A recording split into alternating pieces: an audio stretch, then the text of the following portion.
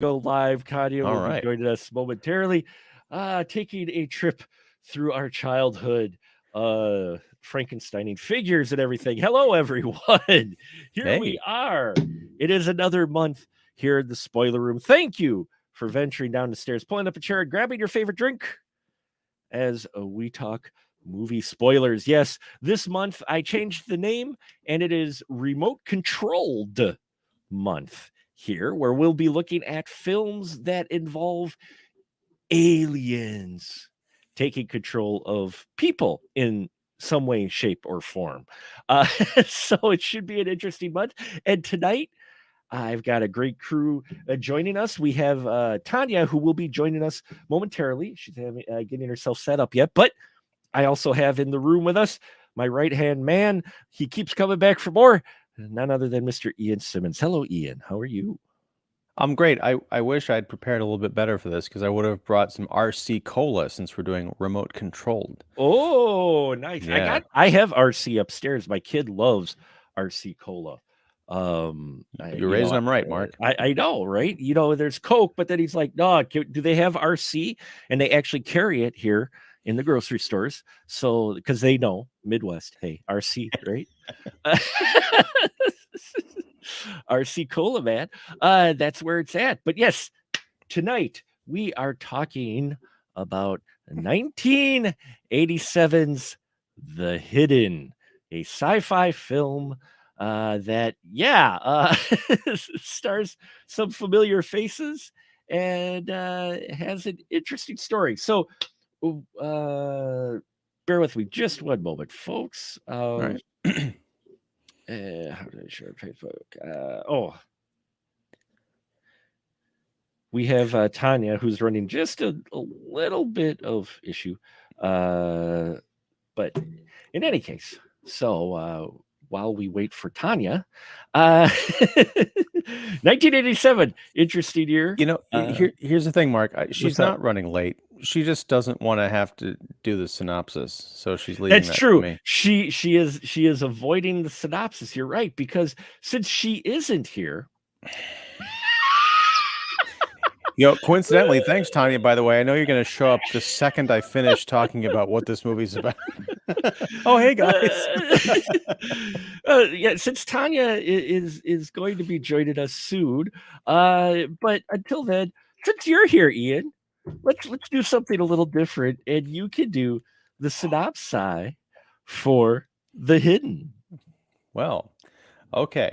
If you take The Terminator, Dead Heat, The Thing, and kind of The Dead Zone, and you put them in a blender, and the slurry that you get as a result of that has none of the flavors of the original ingredient, you have The Hidden.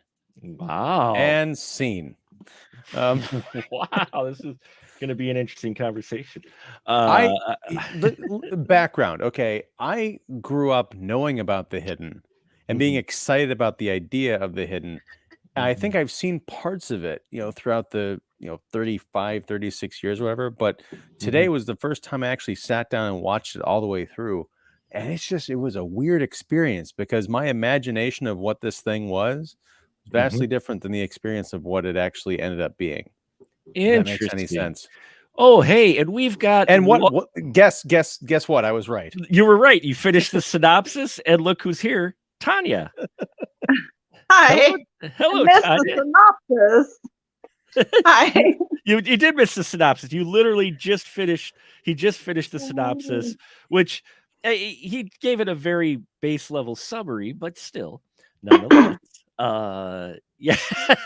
Glad to have you with us, Tanya. Glad to be here. Thanks. And in our chat, we have a longtime supporter, a very talented author in her own right, Carol McDonald. Carol, thank you for joining us. She stated, we'll just kick it right off with her comment. Seriously, one of my fave movies. And she's going to have to stop back out, but she's going to check out the podcast later. But Carol, thank you for even stopping by and saying howdy. Because, yeah, she's been a longtime supporter of many of the things we've done here. But yes, Tanya, he gave the synopsis of like 5 movies that get thrown in a blender, and poof, 4 movies. 4 movies, excuse me, and poof, you have The Hidden. What was it? You said Terminator, Dead Heat. The Thing and the Dead Zone, sort of at the end. Yeah, that's not far off, I don't think. Now, Tanya, we'll get to Ian's initial feelings with watching this for the first time. Tanya, do you remember when you watched this for the first time?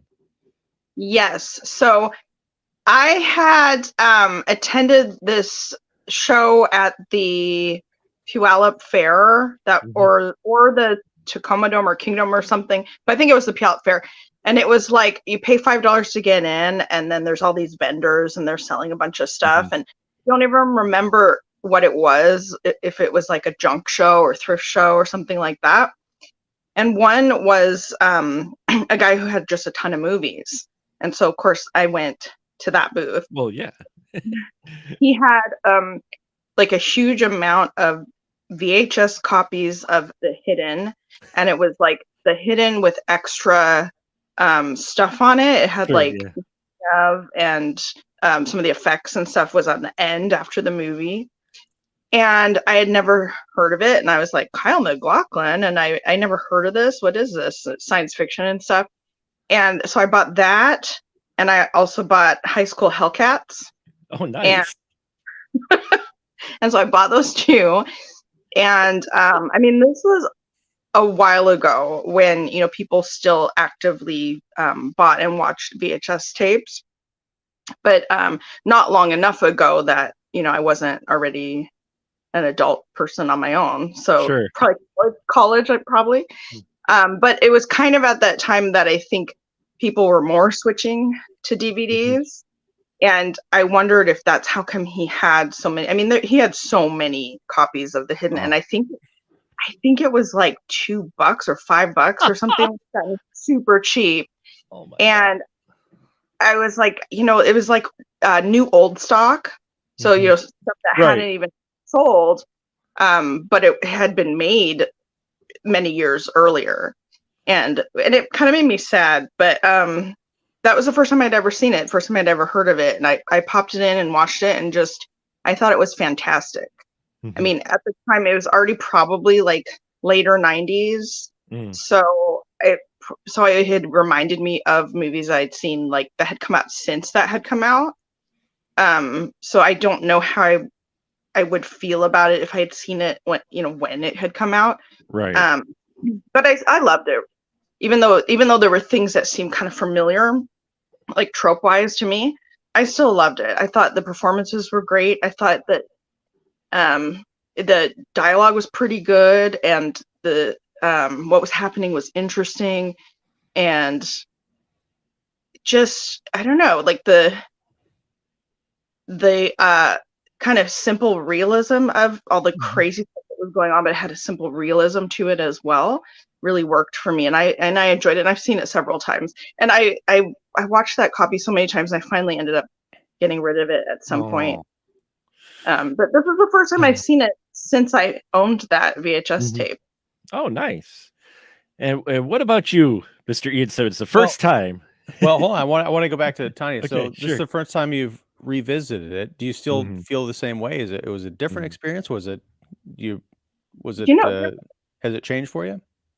Not really, but slightly. I mean, there were a few little things that I never caught before. And then there were a few things that, like, I didn't feel like any of it was forced when I first watched it, but there were a few moments where I felt like it was slightly forced now watching it again. But overall, I really enjoy it. And I still really enjoy the performances. There were a couple standout performances for me that I still feel the same way about. Cool. Nice. What about you, Mr. Ian Simmons? Well, as I mentioned, you know, I was 10 when this came out. Yeah. And so I was too young for my parents to go take me to see it in the theater. So I think I saw like probably Siskel and Ebert talk about it, you know, maybe some other like cable movie kind of shows had some clips and things, like the famous bit with Claudia Christensen on the roof. Yeah. And she's like, "You think you're going to stop me? You're wrong," or whatever. Yeah. But I never saw it. And I think I'd seen bits of it over the years. And I finally, for the first time in 36 years, I watched it today. a little bit yesterday, but mostly today. And yeah, I was frustrated the entire time because I'm like, this is pieces of other movies I don't think done particularly well. I've only seen Kyle MacLachlan, I think, in only two things that I can really recall. This movie and then Dune. I honestly don't know how this guy had a career. He is like, I know he plays a space alien in this movie, and it's appropriate because he is a black hole of charisma. And I understand the filmmakers are trying to like play it off like, oh, he's kind of an aloof character, but it's a big secret that he's an alien for half the movie. Like, no, I pegged it because there's just nothing there. Yeah, I didn't like this movie. I like moments, but I could point to like those other examples that I cited, that this movie, it came out after a lot of these other things that I mentioned. I felt like kind of a greatest hits. Directed by Jack Shoulder, who made one of the most interesting Nightmare on Elm Street movies and one of the most divisive ones. I don't see any of that personality here. Complete with the like dollar store Rob Bottin effects with that are taken from The Thing, complete with the sound that the creature makes when it exits a body and goes into another one. I just didn't know what the hell was going on. So I'm gonna kick back and let you guys love all over The Hidden. That's my rant. No. But that doesn't make for an interesting episode, Ian, if you didn't care for it. We also always need that voice of grounding. I probably this was one of my favorite sci-fi films as a teenager. I thoroughly watched this many times when it was on cable. I remember because they actually put a lot of promotional oomph behind this. This trailer for this film, if I remember correctly, played quite a bit. I mean, you saw it quite a bit. They had a marketing behind it. Because what Dune came out like 2 years before this. Was that 85 or when was I Dune? think. The original Dune with him, I think it was 85, may have been a little bit earlier. But It was 84. It was 84. Okay, so I was off by only off by a year. But you had Kyle, who was the guy for a short amount of time. I mean, Dune was his first film, and then he followed it up with Blue Velvet, and then he had this. This was his third film. And he went on, of course, Twin Peaks fame and whatnot. So this one I was way too young to probably see them, but I had seen both Dune and Blue Velvet, not in a theater, cable. Thank you, cable. And my parents going, yeah, whatever. It's the 80s. Here, you watch. Go ahead. I don't care what you watch. They took me. I saw Dune in the theater, okay, with my dad, because my dad wanted to go, yep. And I shouldn't have, because that movie stuck with me for a while, especially the Baron Harkonnen, frightening freaking person for a 9-year-old to see. But anyway, so I remember them promoting this, and I remember Kyle from Dune, and I did enjoy Dune, even though it gave me some nightmares. So I enjoyed this, and I still enjoyed it watching it today. Now, I did notice a few of the flaws, but I was also setting it for when this was made. And most of it hit. In fact, the only thing that's really different now than from when I was used to watch it like consistently is the very end. I have a few adult sensibilities now, and near the very end, I'm like, no. In that, even though what happens, and we'll get to it in a minute. Kyle MacLachlan's character being able to just free roam the hospital after what happens at the end, I was like, no. There would probably be a start guard. way earlier than that with his character, Mark. There would be a guard outside his house, but let me get this straight. An FBI, a person claiming to be an FBI agent, rolls into the Los Angeles PD or whatever, tells people, hey, I'm here from the FBI and I'm going to be on this case. Yep. And no one cross-checks the database until the movie's mostly over to find out that he was allegedly killed like a year earlier. On top of that, he's got jurisdiction because it's a federal case, apparently, with all these wackadoos going around like murdering people. They kind of flip out, they go insane and start like killing folks.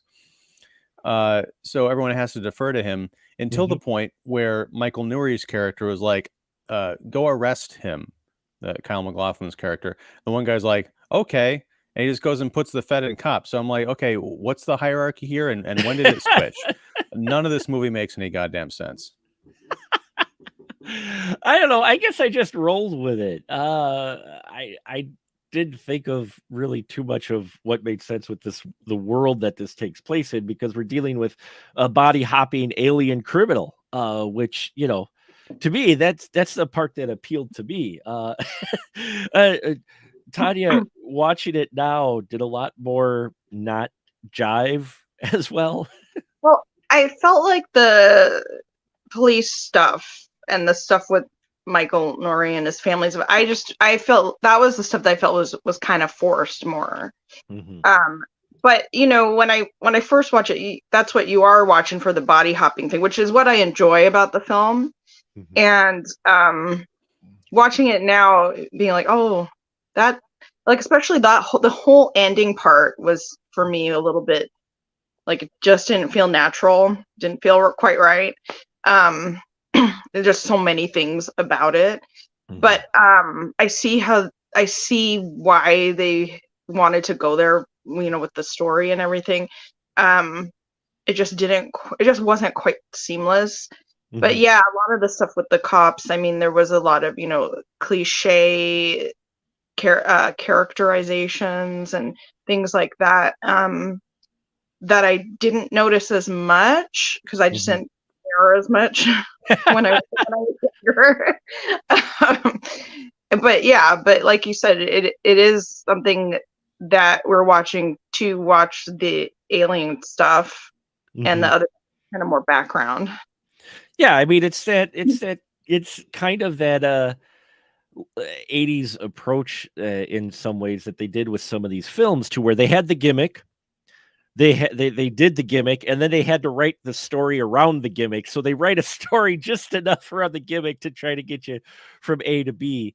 But me, I love the quirkiness of the story, the especially the whole alien body hopping part, the fact that it's just actually the slug, which again, this is back before the internet, folks. So the first time the slug comes out, first off, I loved the look, the arms come out of the mouth, and they, you know, even though the sound effect is pulled from the thing, they're working on a minimal budget here. There's still the arms come out of the mouth of the guy, and the slug pulls itself out and shoves itself into the mouth of the next guy. You know, I loved that whole sequence there. And when that first happened, it was like, whoa, because they don't allude at all in the trailer that this is a slug hopping the body. So you have no idea why these different people from the trailer, they actually did a very good job of constructing the promo material to where you're like, why are these people doing this?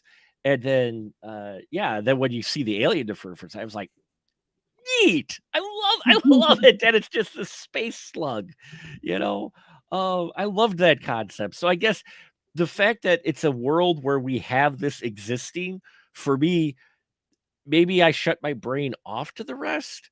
I don't know, but after that happens, I'm just like, oh, okay, whatever happens.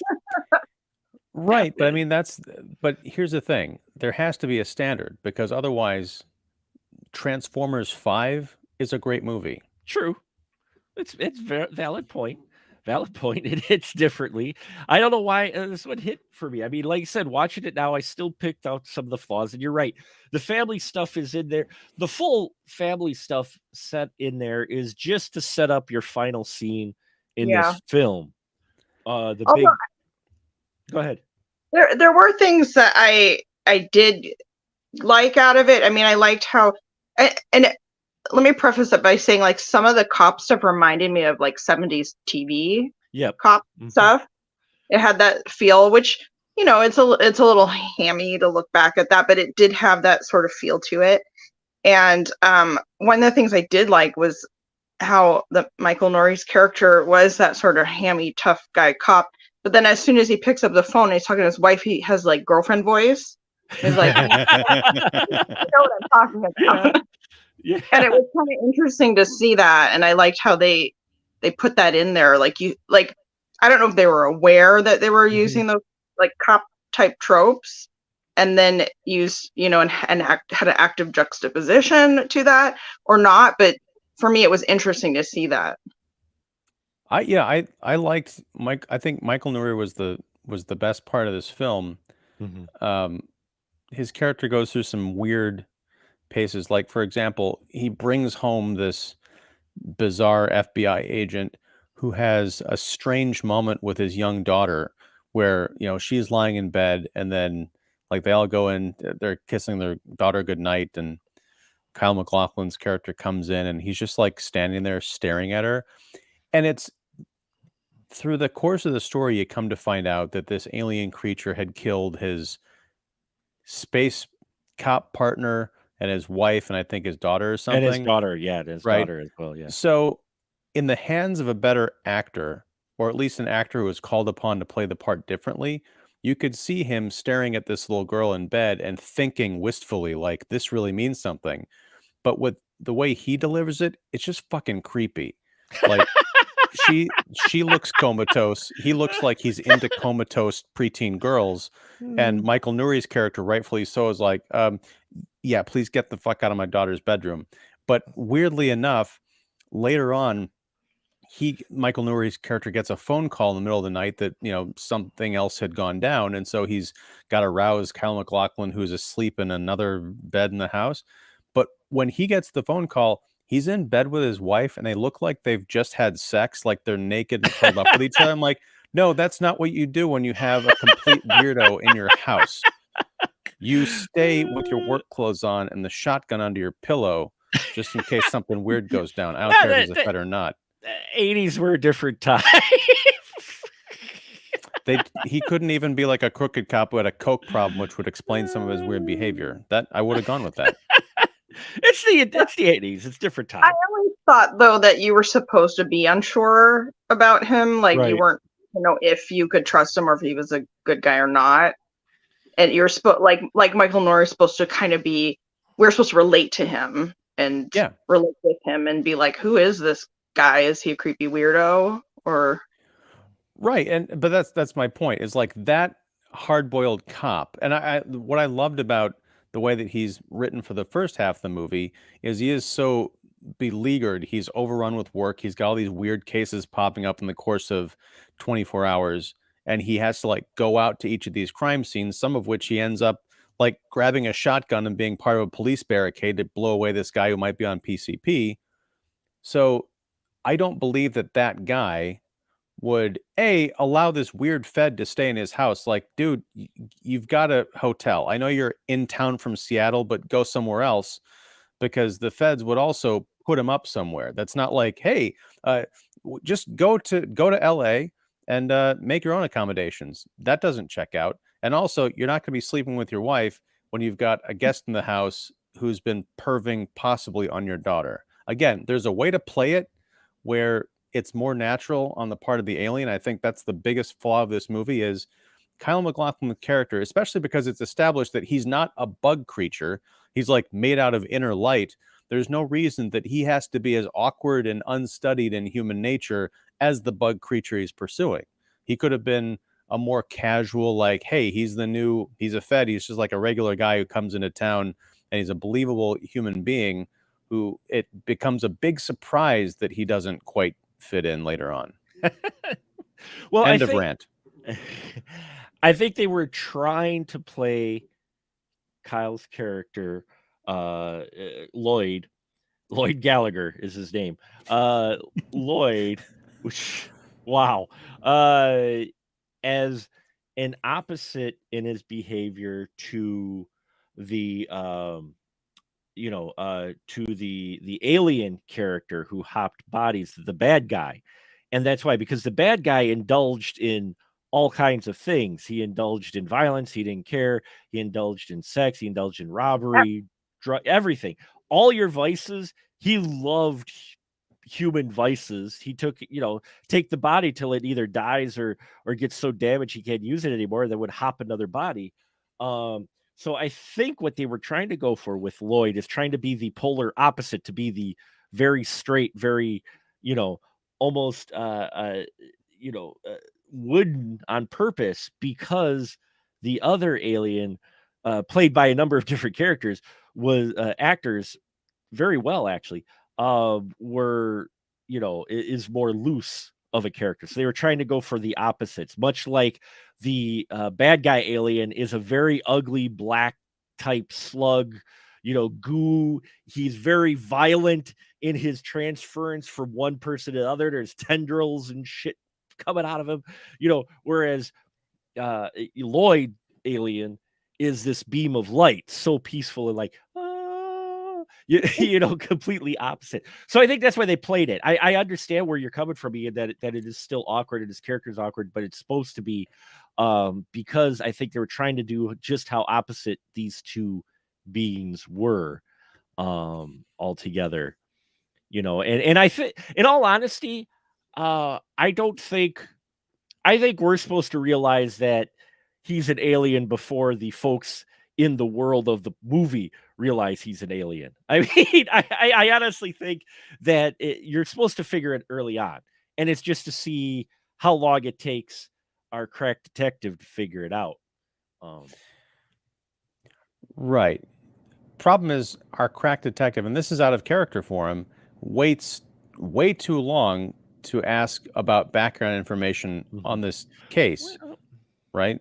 Well, it depends, though, because we are talking 87, so it might have taken a while to get the actual information. No, I mean, just like by asking basic questions. Oh, that way. Like, tell me about your case. Why do you know about this? Why are you here? What information can the Bureau give us? Because you've obviously been stalking or tracking these people for a long time. Let's sit down and have a talk about this.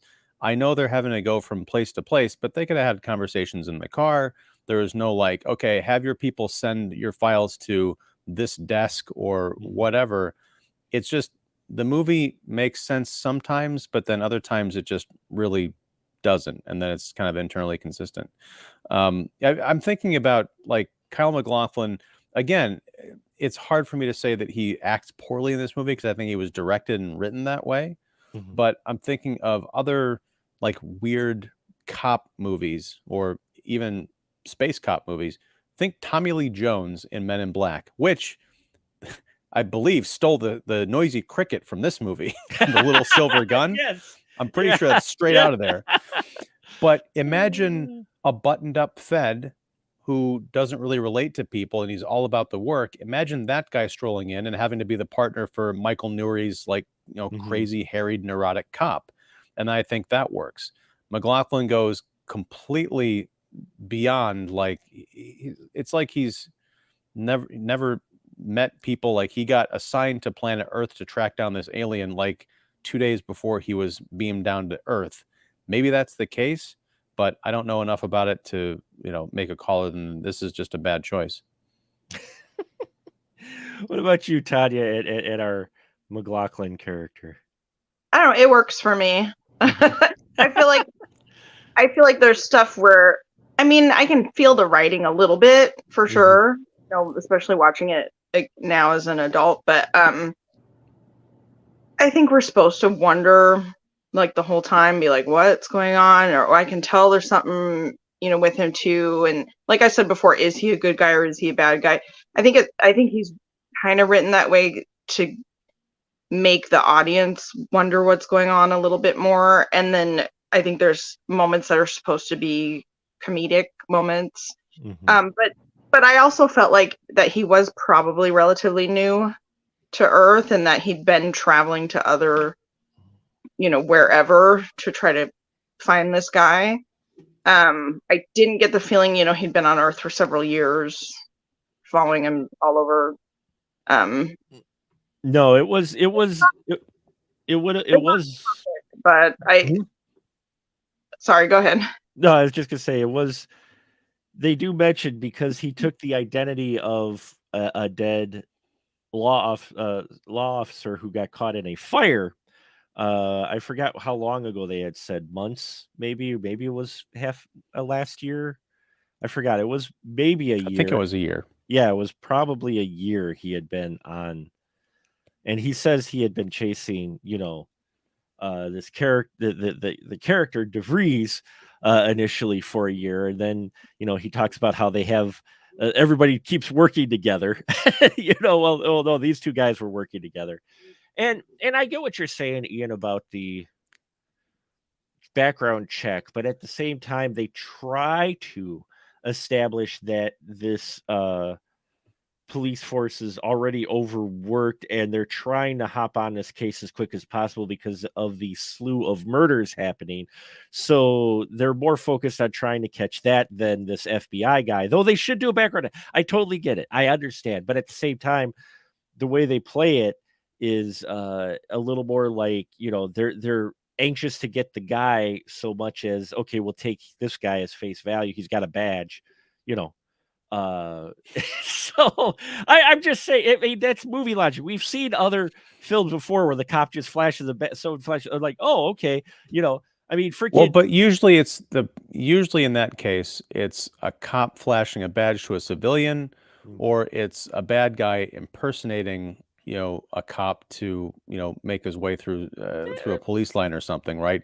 It's not this level where it's a federal agent coming into a police station to say, "Hey, this is your new case, and I'm leading it. You have to come follow me around for a few days, and I'm going to stay in your house." well, now the stay in the house was completely it was Tom's idea. Okay, he did, and he said he had an apartment as well. The only reason he was in the house was because he can't hold his liquor. So Uh-huh. there you go. He Yeah. passed out, and they didn't want him driving home in his Porsche, which I think alludes to what you were saying, Tanya. At first, they're trying to play, they're like, okay, he is an alien, but is he actually a good alien, or is he another bad guy alien chasing this other bad guy alien? Because they put in there that Lloyd does like fast cars as well, because that was one of the things they played at, was that the bad guy alien, the slug, liked really fast cars. He liked Ferraris specifically, which I love because you get the classic 80s. This scene was so 80s. Wasn't it, Tanya? The whole Ferrari where he steals the Ferrari scene. We get the wonderful William Boyett in here as the alien at one point, and he wants to take a Ferrari. And you've got the guy buying the Ferrari and the scummy car salesman. And just how 80s was this, Tanya? Oh my god. I mean, like, he has that little model car with the Coke in the trunk. That was great.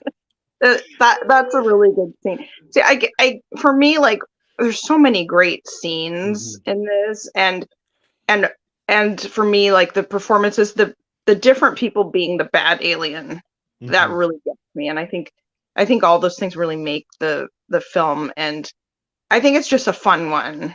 But yeah, the Ferrari scene, that's such a great one, and that actor does such a great job at playing the bad alien. And I also love the fact that, like, like, I don't know what's called, the bad alien. Yeah. He doesn't give a fuck about anything. Like, and to me, it's like kind of funny and fun. He really just likes to do coke, have sex, kill people. Like, he can't even give a fuck. But it's fun. It's like that part of human nature where you just want to take things to the max, and everything's like all extreme, and it's fun to watch that happening. What does the alien want? The bad one. He doesn't really drugs. He wants to have sex. He wants to kill people. Right. I mean, he's been kind of planet hopping, right? And I feel like I missed something, because there was that shootout in the jail where, with the cameo by Danny Trejo. Yeah. And don't forget, Lynn Shay shows up in here as well. And also Jason Voorhees himself, Ted White, plays one of the agents. That's right. But there's like the bit where Gallagher and the possessed alien guy are yelling at each other about like, yeah, this I was chasing you since the Terran battle or some nonsense. So they're talking about how the bad alien could take over the planet, or his species could take over the planet easily, or something. Mhm. Now, because at the end, and this is where it kind of turns into the dead zone, where there's this big senator is about to give a speech, and there's like a weird, possession/assassination attempt. But the alien steps up onto the stage during a press conference and says, "I want to be president." Mhm. I don't I don't quite understand what he wants to do, because if the idea is he wants to, kill people and have drugs and all this other stuff, that really is kind of a low level thing where he can get Eh, lost in a big city, right? But if he's the president, I don't know if he understands what that means. It's a powerful position, but he can't exactly do what he does. As we see when he's in the public eye, it makes it easier for someone to come up with a flamethrower and take him out. I don't think he does know what it means. I mean, they Right. meant to talk about it while he's there, and he's like, "Yeah, I want that." I think he's very immediate Yeah, and in the moment, and he just heard, "Oh, about being a yeah, he wants that." he has a misunderstanding on purpose. He just wants to be president because he realizes that seems like power. He likes power. He likes, the alien feels like it has power over these humans because he could just hop body to body when they die. He take control of them. So he, as far as it sounds like president's an important thing. So yeah, I'm going to give that a try. Not necessarily because he won't be able to live the lifestyle, but he realizes, hey, that sounds like it's a position of power. I like to have some fun in this position of power, because I could foresee this slug taking over this guy, running a campaign that they could possibly cover up, because it is 87. You don't have the internet, could cover up his transgressions or whatever. And then he gets a seat in the White House, and then he launches nukes and says, screw you all. Um, you Well, know, but that's one of the fundamental problems about the villain alien in this Mm, movie is he does have these kind of hedonistic appetites of, violence mhm, and sex and drugs and all that other stuff. But the quest for power, because at one point he says, you're the one who's on TV, and they or he, in reference to the center, like, oh, he's the one who's on TV, or he's the one who's very mhm, popular, and then he says, I want to be president. That's sort of a third act kind of a turn. But what you're saying, Mark, would require a degree of sophistication that we don't see in him mm, at all throughout the movie. Whenever he takes over a body, he and again, this is we talk about other movies that this movie is like, and those other movies are much smarter. They think about what their characters and what their protagonists and antagonists want and what they do and how they function. In this movie, it's just kind of like whatever, because at the same time, we've got this alien bug that comes to Earth and is body hopping and knows how to drive a car and knows how to speak the language and get in and out of what places and use modern weaponry, right? So it's unclear how much it taps into what the characters know about the world versus what it knows, and how intelligent it is. mhm. Is it just a dumb space thug, or does it have some kind of a grander design where it could get into office and like cause a lot of damage? Um, and then, of course, that kind of comes into play at the end with the heroic alien and what is Hit does to Michael Nuri's character, which Mark, if I'm picking up on what you were saying earlier about like kind of the adult concerns, I had that same problem. Like, no, is this now? Is he living as this cop slash an alien? Is it like the man with two brains, or did the alien take over and is the cop dead? What's going on here? But the impression I got was that he took over the cop, and he's gonna act as the cop. Um, That is because fucking creepy. I mean, that's the way I took it, was that because the cop does die while he's standing, the cop flatlines, and so he hops into the cop body to bring him back to life, because he doesn't, you know, want the cop's family to go through what he went through when he lost his daughter and his wife. At least that's the way I picked up on it, is that he'll still have the memories. That's the idea, is that I get the impression they at least have you have some of the thoughts and memories, and that's maybe where the alien gets the idea for being the president, is he realizes, in the human brain that he has, what president actually means.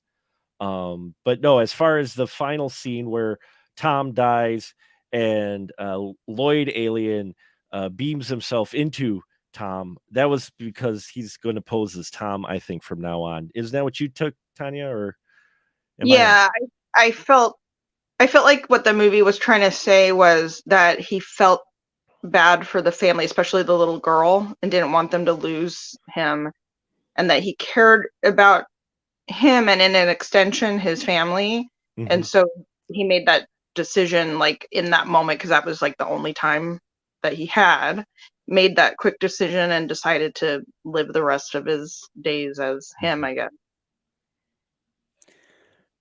That's like I don't know what that is. Rape is the only word that comes to mind. Wow. But I mean, honestly, what right does he have to take possession of this dead character and live his life as the head of this family that he doesn't know? Right, and that was weird for me watching it back again. When I was younger, I was just kind of like, accepted it. But watching it again, that was like, that's not like a good guy kind of thing. No, and I think that's one of the, if they were to remake The Hidden, which I wouldn't be against, but I think it would have been a great third act turn if the Gallagher character turned out to be he was trying to eliminate the competition. Like the space alien bug that he was after was bad, no doubt about it. But what if he was a predator higher up the chain who was trying to get rid of, like if he turned out to be bad as well, and he was truly hidden in plain sight and would have to be dealt with, that'd be like, oh, we got rid of that guy. That's great. He's like, well, yeah, but now you have to deal with me. See, and when I watched it when I was younger, I just took it as Lloyd trying to do something nice for the family. I didn't take it as any creepy, cynical thing at the time. I just took it as, oh no, he's doing this now because he doesn't want the family to feel pain. That's sweet. In all honesty, I didn't see it as taking advantage of or whatnot. At least his intentions were for that. We have That, to think to the next morning, Mark, because it's not like he's beaming himself into this body and is going to, I mean, because Michael Nuri's character flatlined. It's unclear. And again, this is why movies need to have rules, set them up, and set them out for the audience if you're going to go on a journey with them. Can he tap into the memories of a corpse? I mean, I know it happened, just within like a minute of him flatlining, but how does he beam his personality in to reanimate the body and now live as this guy? I imagine he's going to live in the skin suit of the dad/husband cop, but how does he go to work and do detective work, as an LA cop?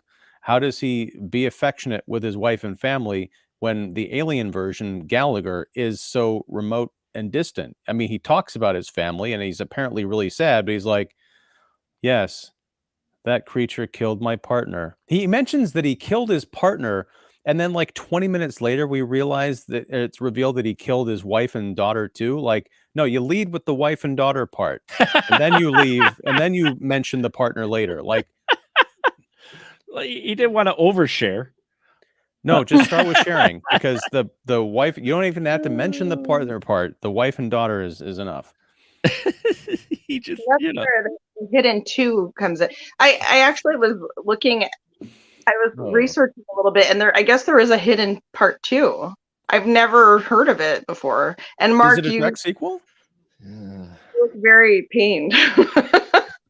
There was, if it was it a direct sequel to this, or was it just like a franchise thing? Or I don't remember offhand if it was.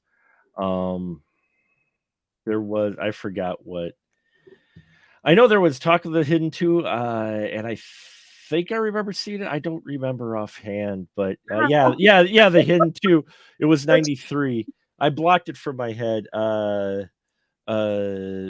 Yeah, there you go. They played the egg angle. So here's the summary for the Hidden 2.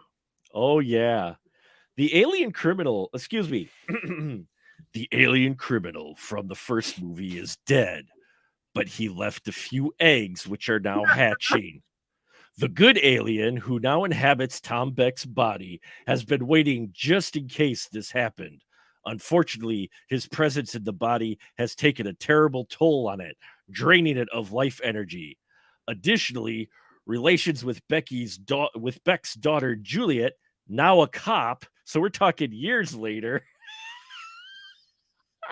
have Wait, Wow. deteriorated. 87 to 93, that little girl's in the police academy and graduated. Now she's on the Well, beat. it's further along in movie world, but when the killing starts again, they will need to work together to stop the new generation of aliens. Because Yeah, the baby alien had to also grow up. because there were baby aliens, right? And they were out and about. It took a while for them to hatch. Um, they had a character named McLaughlin in it. Ah, they did. Huh. They had Michael Weldon playing Tom Beck. It was Honey Lauren's in it as a rave girl. So she was a side, but she was a extra. But I got to interview her a while back. Very very cool individual. But yeah, there was a hidden too. This was a direct to VHS/cable sequel. This never got, as far as I'm aware, a theatrical anything. And there's a good reason why. I remember now. It's bringing flashbacks. Thank you, Tanya. I had forgotten this thing exists, and now you bring it up, and now I remember. And it was not good. It was. But we no. got to cover it, Mark. It's the 30th anniversary. No, no, we really don't. We really don't. There's some things that should just be left not said. So also, a friend of mine told me that this movie is actually based on a book called The Needle. I don't know if you guys had heard about that at all. It's called the what? The Needle. I haven't read it. My friend Cole just told me about it the other night. Really? Huh. I had not heard of it. I don't read. Ian is the readed person of us. The readed person. The readed person. No, I'm writing this down because the book is usually better than the movie, so I would read that with great interest. Some interesting trivia here. Michael Dury turned down the role of Martin Riggs in Lethal Weapon in '87, which was made the same year, set in LA and a buddy cop film. His role went to Mel Gibson. I can't see Michael Dury playing. I can't either. Martin Riggs. No. I really can't see him as Martin Riggs. No, I can't. That is an odd choice for sure. Boy, did they have a list of people they tried to get to play. See, again, they promoted the hell out of this. They got McLaughlin. I remember this. They wanted this to be a big sci-fi film in '87 because it had a lot of meat behind it. Because we mentioned some of the other players that were in here, even the bit roles. We had Danny Trejo show up, which I forgot he was in the prison when he showed up. Like when he first was talking, I'm like, wait, is that Danny? Is that a young Danny Trejo? And sure as shit, the next time just before he gets shot, I'm like, that was Danny Trejo. And then Lynn Shay showed up. But I mean, you've got Richard Brooks in here, Edo Ross in here. You got Chris Mulkey in here. Just the opening. He plays the De Veers guy who gets blown away. Claudia Christensen, who I think puts in a wonderful performance in this film, in all honesty. I like the way she plays What? She's phenomenal in this. Like that is one of the most memorable characters, I think, in the film for me, and just such a fun watch. I love how she transforms. And yeah, I just really like her in this. She really helps exude, like, the alien. Out of all the bodies it hops, it likes this one the best for a number of reasons, but also this is the body to where I always felt like it felt the most empowered, in all honesty, because even though it was in the '80s, but the way it acted, she just plays this with such a coldness. I'm like, wow, I would have loved to see just her be the villain throughout the whole film, because I really enjoyed her just the way she had control of this character, and just yeah, she was just badass, really. I just wanted to see her, pull out some kung fu moves, maybe.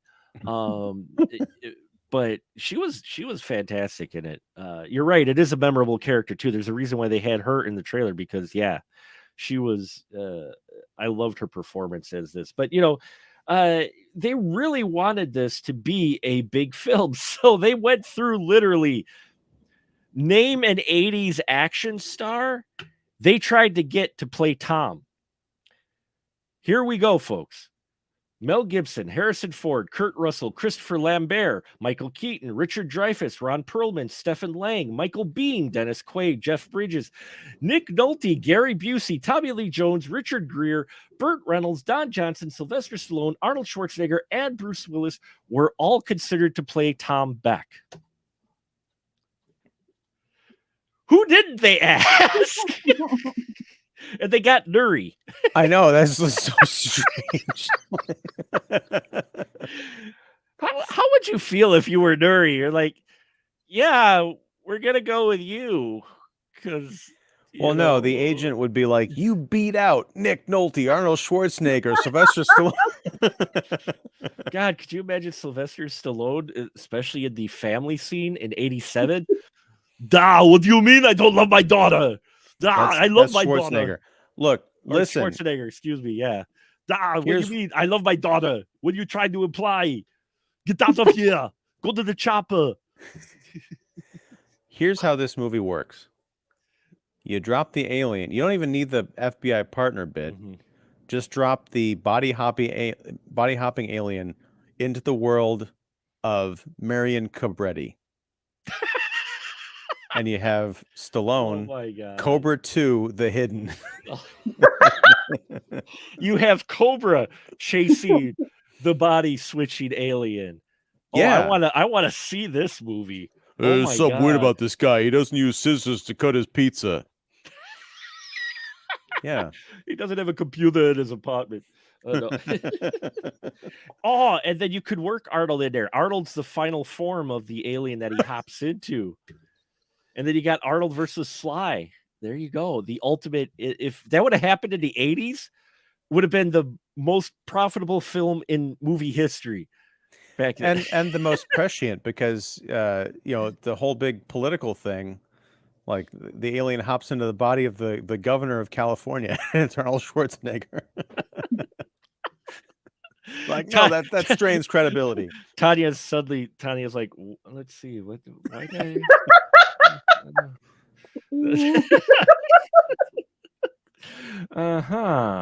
but yeah,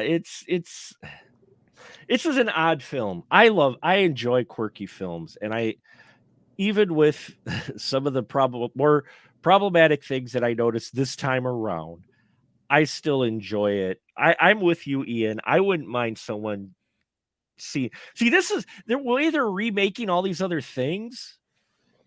I agree. I think this film could deserve a remake with a little more meat behind it and a little more well, I mean, there was talent here, but just handled a little better. But this could make a solid sci-fi film remake. It could definitely, you could play a lot of angles with it. I mean, and I hate to say it'd be topical, but with the rash of shootings and like weird outbreaks of violence in pockets all over the country, I mean, you could really do something to explain why everyone's gone so crazy. You could. Tanya, would you mind seeing it get the remake treatment?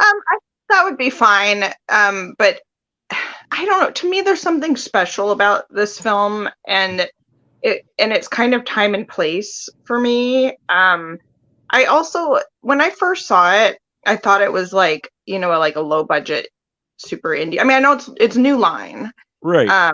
But it seemed like a really low budget indie film to me, and I don't know how I escaped the trailers and promotion when I was younger, but I'd never heard of the movie before. Oh, okay, sure. Before I saw the VHS tape. Right. So for me, thinking of it that way, I thought it was just amazing. But to think of it as like this huge, bigger movie with like this publicity behind it, and they were trying to make it this big blockbuster, it feels like, well, that's not the movie that it is. And I don't think it's the movie that it could be. Mhm. But thinking of it as like kind of like a quieter indie film is what I was thought of it at the time when I first saw it. I kind of thought it was something special. If that makes any sense. Mhm. No, it totally does, and I think, and this is, I'm gonna kind of walk back my desire to see this thing remade, because I Mm. think I'd only want to see it remade if someone kept what you're referring to as that indie sensibility. I don't want to see this as the launching pad for a sci-fi horror franchise. I want to see this be like a one and done, really Mhm. cool sci-fi mystery thriller about aliens possessing people and cops trying to figure out, how to stop them, what's going on. But I could easily see this like, oh, kind of like what you were saying, Mark, about the hidden too. Like, oh, there are eggs places. Like, we never established that anywhere in the movie. This thing laid eggs. Like, what? um, but yeah, Tanya, you're right. This does have, for as much as I don't like the movie, it doesn't feel, like it has big commercial ambitions. Especially that ending, as weird and as talked about as we've done here, it's not a happy ending necessarily. It's just kind of No. strange. Like walking out like, what the hell just happened, and how am I supposed to feel about it? See, and I guess it appeals to my wheelhouse of being a strange film, even with more modern glasses looking at it and going, yeah, but even back then, the ending was a little weird, and my brain, even as a teenager, I'm like, okay, so he's gonna be in there. How's he gonna act like the guy? I mean, the wife's gonna know, like they're gonna get home and they're like, okay, what'd you do to my husband? You know, who the hell are you? And yeah, I mean, it's leaving up a bunch of stuff for the audience, maybe a little too much. I don't mind when a film does that, but you're right, Tanya. This feels like an indie film, even though it is New Line. It had only a budget of $5 million, which That is makes sense. right, which makes sense with the way it looks, which how it was handled. So, as much as they tried to get these big stars behind it, I suspect part of the reason they couldn't was because of their budget.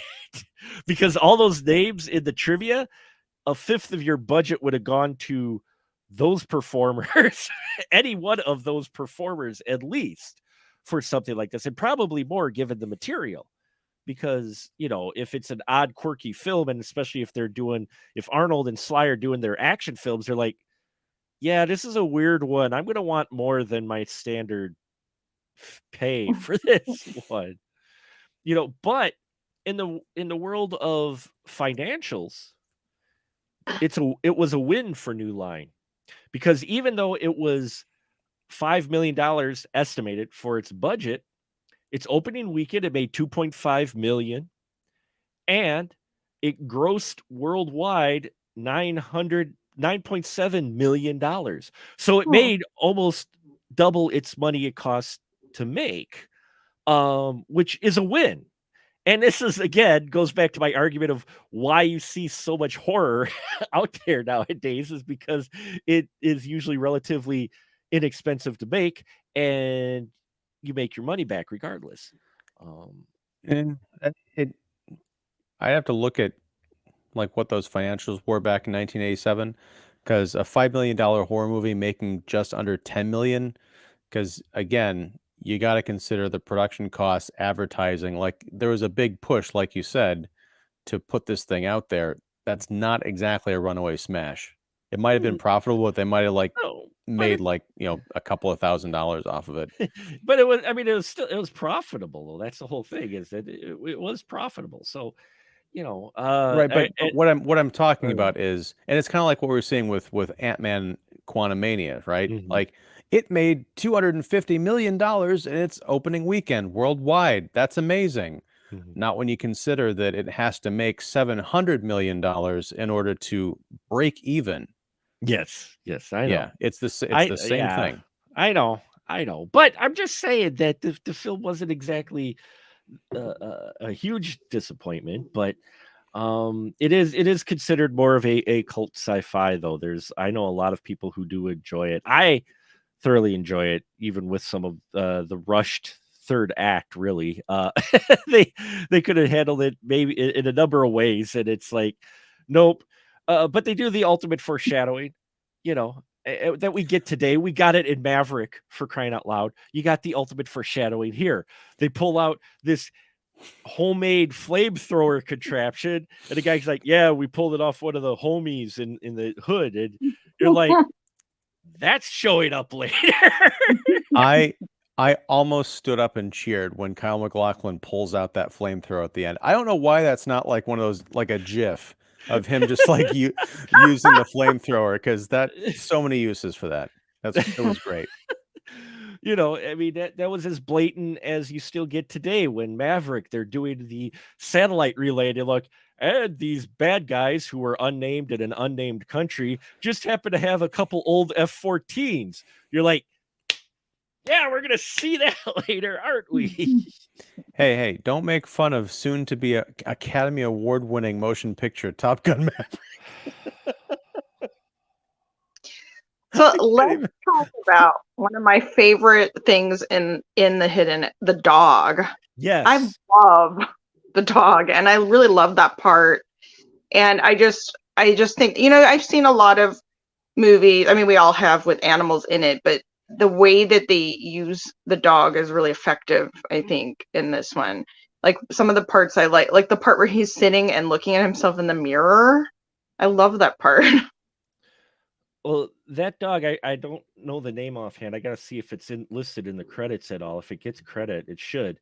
It I, must- bel yeah. that dog had showed up in a number of 80s films, but yeah, that dog has personality. The way they directed and edit the dog's parts, they give it a personality. You're like, you believe the alien is in that dog, the way it's behaving. And you kind of forget, wait, that's just a dog. But Yeah.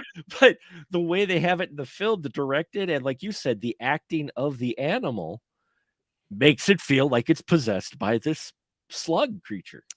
It's got a fantastic snarl. And that dog's name is Jake, and he actually showed up in one of my favorite 80s kind of horror fantasy movies the next year, Nightmare on Elm Street for the Dream Yes. Master. That was the Kincaid's dog that pissed in the dream and brought Freddy Krueger back to life. That's why it looks familiar. That's right, because yeah, it was in there. And yeah, Eddie was in Two Moon Junction, which I may have watched when I was too young to watch Two Moon Junction because cable. Don't judge me. You're judging me. Never. 97. I was almost 13. So anyway, You mean 87? 87. Yes, I was almost 13. I was gonna say, if you were almost 13 in 97, No, 87. Wow. 87. I tried to make myself. Yeah, why? Yes, I am only 37 years old. I wish. But no, The Hidden. I love this film, even with its warts and all. But my group here tonight makes some excellent points, and I totally see how it is. But I guess it holds a little bit of a special place just because when you're a sci-fi fan and your sci-fi franchises have kind of run their course, and you were kind of in this in-between time in cinema, to get a quirky film like this, a sci-fi film that felt, sci-fi-ish, I guess that may be part of the reason why it appealed to me so much, because the 80s, it's like you say, Ian, practically every sci-fi or genre film now, how can we turn this into an IP? How can we turn this into a franchise? Multiple movies, multiple shows, products, whatnot. When back then, you got, you got Cherry 2000. You got, you got these one-off sci-fi films that they were just trying to cash in on the sci-fi craze, not necessarily looking at making a whole series with every genre film they made, even horror, uh they just wanted to get in on the action. So you get Space Hunter, Adventures in the Forbidden Zone with Overdog. Come on, right? You could make a series out of that, but they don't. If Yet. that's real, Just wait. But there you have it, folks. The Hidden. So final thoughts on The Hidden. Ian, go. Watch it. Perfect.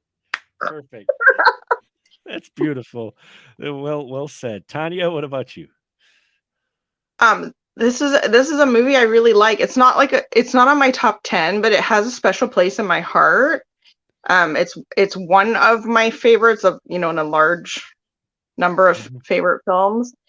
And like you said, warts and all, but I don't even think looking at it from the lens of like an 80s like lower budget film, it's that like has that many more warts than in other films of that time.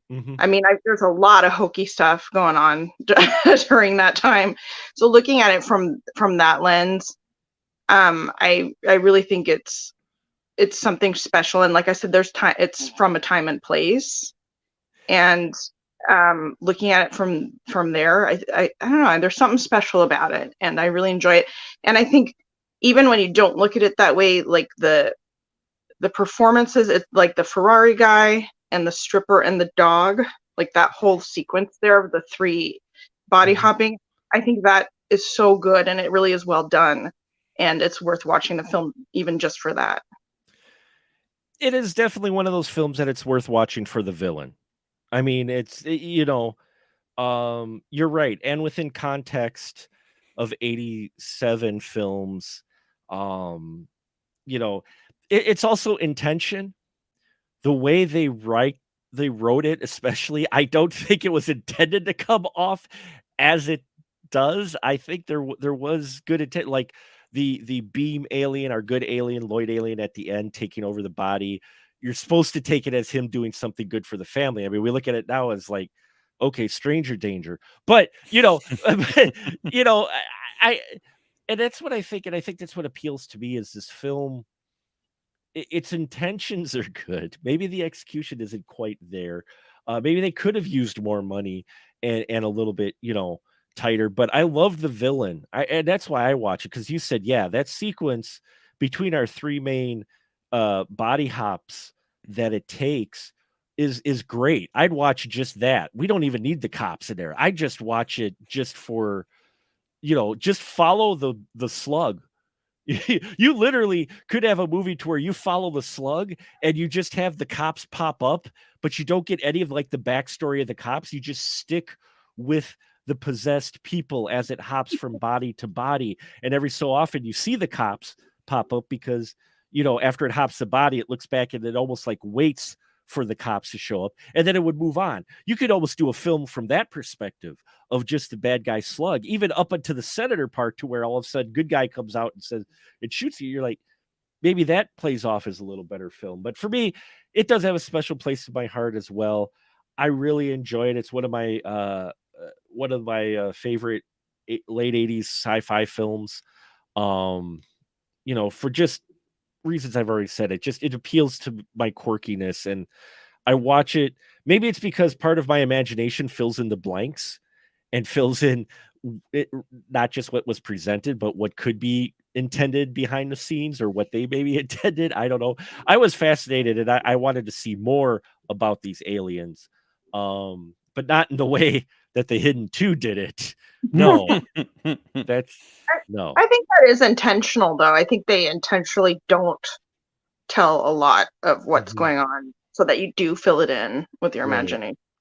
And I also think that, the stuff with the cops is like quieter and more like reality based, and then you go back to the villain as a foil. So you have so since you have those moments where it's supposed to be, more quieter. I don't know if quieter is the right word, but more rational or something. And then we go back to the crazy visceral, drugs and speeding and everything. I think it's supposed to be that way, so there's foil in those quiet moments are, juxtaposed with the chaos. Yeah, and you're right. I mean, that's why those parts are in there. And that's what really their main purpose is to just like why Lloyd is the way he is to be the exact opposite of why Slug Alien, because there's really they give him some kind of name. I forgot the alien name, but Right. Slug Alien is the way he is. The best choice, you know, take this discussion tonight and chew on it and see which one is the best choice. We've presented, I think, two different sides to the same film, which is why I love film so much. I always say it, I always will. Everybody can watch the same thing, get something different out of it. And that's why I love doing these discussions. And I love all of you here, and I love our listeners and the folks who have tuned in tonight to our live show. So we're going to wrap it up here. I would say watch The Hidden, if anything, to get a window into a non-IP sci-fi film. We used to get those. We really, I was giving it some thought. I know we're going a little long, but I was giving it some thought. And like, we don't get a lot of like just one-off movies. And if you get a one-off movie that's been successful, suddenly you hear inklings of, oh, there could be a sequel. And it's like, no, I don't want a sequel. Just leave it alone. It was fine the way it was. Why do you got to do a sequel? Let it breathe and let it be its own thing. I don't need to see any more of this story. Or spin-offs, like TV shows are also just as guilty now. You get spin-offs. Look at how many spin-offs we have for The Walking Dead. It's like milk. Yeah. Milk. It's like, oh my God. Sorry, but it's all about those continuing revenue streams. Yeah, that's a whole nother discussion. So thank you so much, everyone, for tuning in tonight. Thank you to our live folks who have tuned in to watch us discuss this very quirky, interesting entry into science fiction. I think we've got another one next week with a film called The Host. So that'll tease you there. But right now, I give the license to shill to my crew members as always. And Tanya, it's been a while. So glad you could make it into the spoiler room again. Always love having you in here and giving us a perspective. And the floor is yours. Shill away whatever you'd like. Just all my stuff is under Tanya Atomic. I'm on social media everywhere. It's Tanya Atomic. I have projects coming up. Things are happening. I don't know when anything's gonna drop though. But also, Monos Returns and Hobo with a Trash Can, I think are both on Prime. I know they're both on Tubi.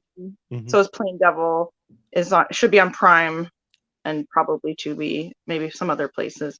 Anyway, if you look up Tanya Atomic, you'll find stuff.